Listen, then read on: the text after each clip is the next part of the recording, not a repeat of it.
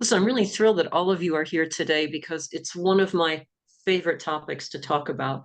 And as Denise was saying, one of the things that I do is I am a clinical hypnotherapist, and I often work with people about eliminating some of the negative thoughts that come in. And such rewarding work, because if there's one key thing that I'd like you to get from this talk is that you don't have to be a slave to thoughts that don't serve you. Okay. Now, Denise and I were talking just before everyone came on, and she said, but you don't want to get rid of all of your negative thoughts, do you? And I said, well, no, you couldn't if you wouldn't want to. So the idea is not to try to get rid of everything. And sometimes I've had clients that come in and say, I just want you to get rid of all these negative thoughts. I've had it. That's not the way that this works, because our brains are hardwired to go negative because it's part of our survival. So if you're out driving on the road and you're going fast and there's water all over the road, that's a good time to be a little fearful and to have the thought of, oh, this isn't particularly safe and I shouldn't be doing this at this speed. That's a good time to have a negative thought because it's preserving you. So what I want to talk about today is the kind of thoughts that you don't need. And I'm going to give you several techniques that you can use so you can lessen their strength in your mind. And I also want to give you some of the science behind it so that you understand why it is that these techniques work. So the thing is, we are born with just two things. We're born with the fear of loud noise and the fear of being dropped. Everything else we've learned through experience, or someone says something to us, or our mind just makes it up. So the good news is that what you've learned, you can unlearn, or you can at least adjust the way that you're thinking about things. And this all ties into so many of the incredible advances in neuroscience that we are all able to look into these days. I mean, we're alive at a great time because we now understand the neuroplasticity in the brain, and that we can continue learning throughout life. In fact, my first book came out was all about how we're continuing to work to our 60s, 70s, 80s. It's no longer the view that you have to be out on a porch in a cardigan and comfy shoes once you hit 65 and you have to retire, because we now understand that the brain is always learning. And that's one of the ways that you can keep yourself feeling young, is by learning new things. And this relates directly to how you can learn to tame these thoughts that don't help you. And what I often like to say to people is, they'll say, well, it's a reaction to this when they'll say, I've been thinking this for so long. This is just a part of me. I've always had this thought or this belief that I just can't get things done, or money isn't available to me. I'm not good enough to do that. And I say, it's just a part of me. How can I ever imagine getting away from this?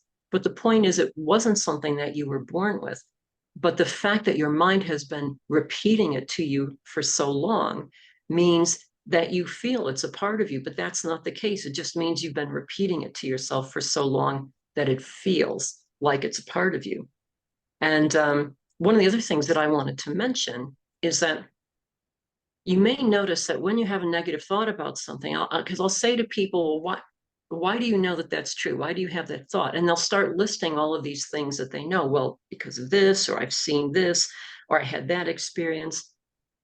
The reason that this happens is that there's a part of the brain called the reticular activating system. And what this does is filter things, because we are bombarded with things all day long. So we need to have some kind of filter on the mind so that we're not overwhelmed by everything that we're experiencing. So there's an old phrase, I was trying to remember it this morning and I can't, something about the energy goes where your attention goes, or something like that. But basically, the way that this reticular activating system works is that when you're focused on something, it's going to filter the experiences and the things that you notice in order to fit what you're giving your attention to. So now you can extrapolate from that if you have this consistent negative thought about it's not helpful to you, that you can't get things done, you can't get ahead in life, or whatever that might be, because you have that in your mind, and because it's going to keep going on a track in your mind, this part of your brain will focus you on experiences to support that. So I hope that that makes sense. That's what's going on. But the more aware you are of that, the more you can understand how you can break the cycle. So let's get to some fun things. Let me give you some techniques that you can use to start minimizing these. And the thing that I want to be clear about is that these are things that you need to be consistent with. It will change your mind. It will help your mind create that new neural pathway. But these aren't things that you do once or twice and go, it's now gone. It doesn't work that way. I wish it did, but it doesn't. So one of the things that you can do is maybe right now imagine a thought that you have that doesn't serve you. It might be something that you're thinking about, or maybe it's someone else, someone in the family that always said something negative to you, and you've got that voice in your head. So now imagine that you say this in a funny voice. So instead of hearing it the way that you're hearing it, imagine that you're hearing it in, I don't know, a Daffy Duck or a Donald Duck, or, or even imagine it going, oh, I'll never be able to get this done. Now, I feel silly saying that, but when I say that, it makes me laugh. And when you do that, what's happening is you're already distancing yourself from that thought.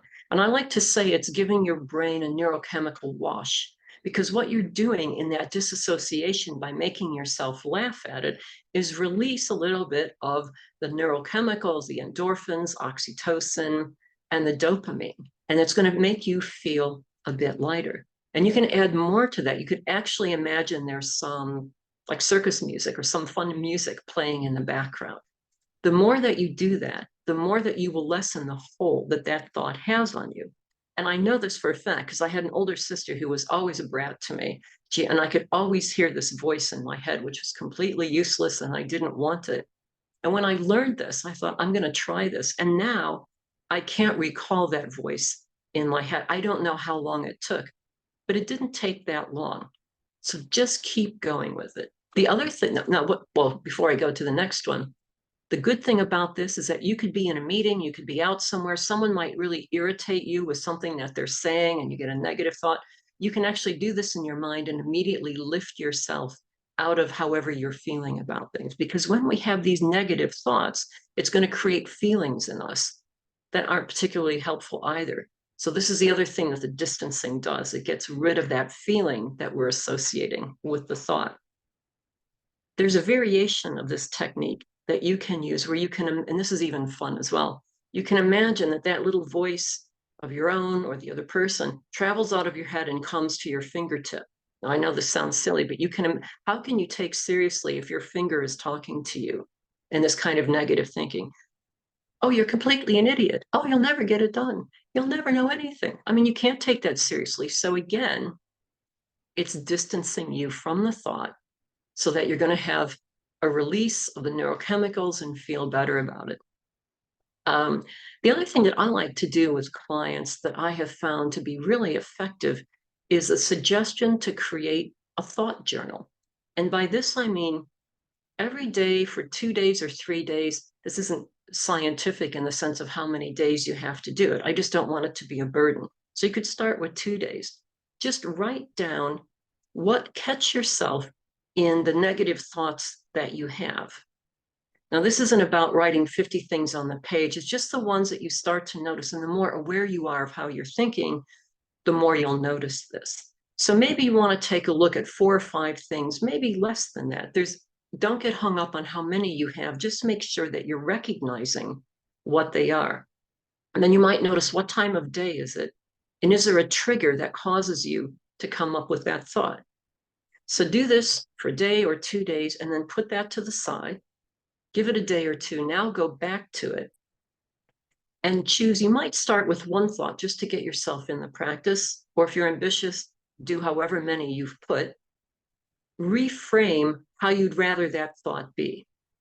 Now, one of the easiest reframes, and by reframe, it's just reorganizing the words so it's not as negative as it is.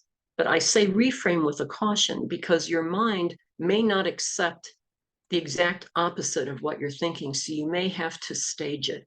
And one of the ways that you can do, for example, if you think, I'll never get this project done on time because I don't know what I'm doing, to reframe it to say, I know I'll exactly get this done on time. Your brain might think, yeah, really? So you might want to say, I haven't gotten it done yet. So just by, and it sounds really weird, but just by adding the word yet to the end of the sentence, you're actually already giving your mind the opportunity to think, oh, this is possible. You're going to lift the negative feeling, the heavy feeling that you might get from that original thought.